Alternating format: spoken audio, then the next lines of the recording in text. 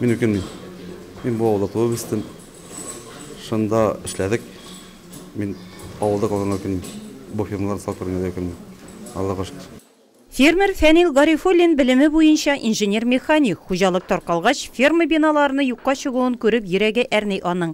Һәм үзе крестьян фермер хуҗалыгын оештырырга ниятли. Алдан кырчылыктан башлый, акрынлап терлекчелеккә күчә. Дәүләт программаларының ярдәме зур булды ди фермер. Терлекчелек башладык без. Бүгенге көндә сөткә дә бәяләр яхшы. Сөткә, сөт битендә булган җирдә акча бар. Рөстәм Нургалиевичка да, Марат Лутовичка да, район башлыгына да, Равил Ефремовичка бик зур рәхмәт. Авыл хуҗалыгына бик каты поддержка булышалар.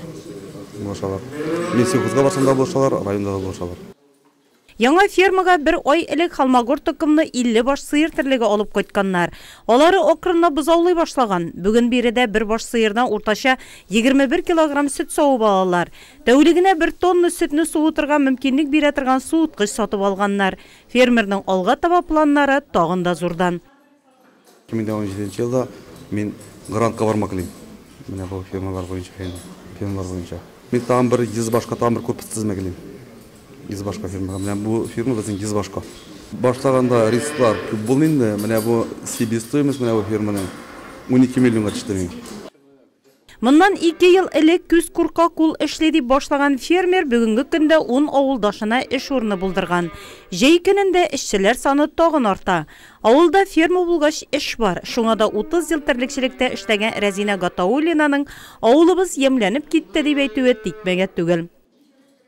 Эшкә килдем булышырга, әзгенә яшьләргә, яшьләрне өйрәтергә менә Гөлүсәне яшь даярка өйрәтеп калдырам.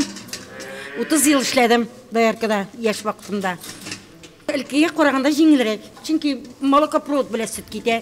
Нине күтәреп бирмисең, сөт чиләкләрен.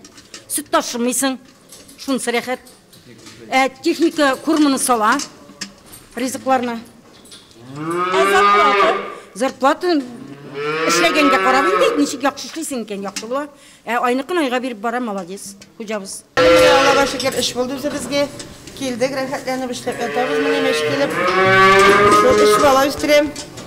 Фермага эшкә яшьләр дә килә. Авыл хуҗалыгы институтын тәмамлап кайткан Дамир Садриев, сыер савучы Гөлүсә Әхмәтҗанова шундыйлардан. Хуҗалыкта белемле кадрларга кытлык юк. Шуңа да маллар көр, йогышлы авырулардан саклану максатында алдан ук прививкалар ясала. Бір айлык карантинда тоттырдык дигәндә. Арча районында. Аннан көтә Холмогорский парылдылар, татарстанский тип. Мен татарстанский, потому что үзебезнең климатка яраклашканнар бар. Бик чыдамнар, аяклары да бөтен. Вообще чиргә дә бик чыдамнар. И сразу алганда уже беренче вопросны куйдык, чтобы ветеринарный яктан, чтобы төрекләр чиста булсын.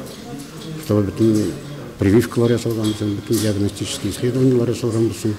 Шундый тәртип белән куеп, тикшерттереп барсын да. Алып кайттык, чтобы үзебезнең районга бер нинди җир алып кайтмастан.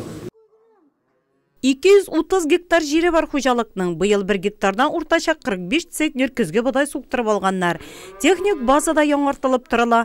Яңа гына 600 мең сумлык сөт үткәргечләр уздырганнар. Фермер тагын яңа техника алырга исәпләп тора. Менә без быел бармак дибез. Менә шул грантка инде яскан алтыса, мен шундый исәпләр барга. Яңа техникада бар исәп бара. 83 елдан бирле шофер булып эшләп берим инде. Менә Гарифанилдән ничә еллар эшлим инде. Баштанып бергә, Аллаһка шөкер. Май шүлмәге тыштан билгеләде халык. Хуҗаларча эш иткәннәре сизелеп тора биредә. Фермерның хуҗалыгы тирәсендә тәртип, чисталык, кышлыкка мул итеп азык запасы белән кергәннәр. Пешән кибәннәре тигез итеп өеп куелган. Хуҗалык эшчеләренә быел салам пешәнне бушлай биргәннәр. Фермерның максаты булганнар белән шикләнмичә, фермер хуҗалыгын үстерү дәүләт программасына катнашу һәм терлекчелек комплексын киңәйтү, малларның баш санын арттыру.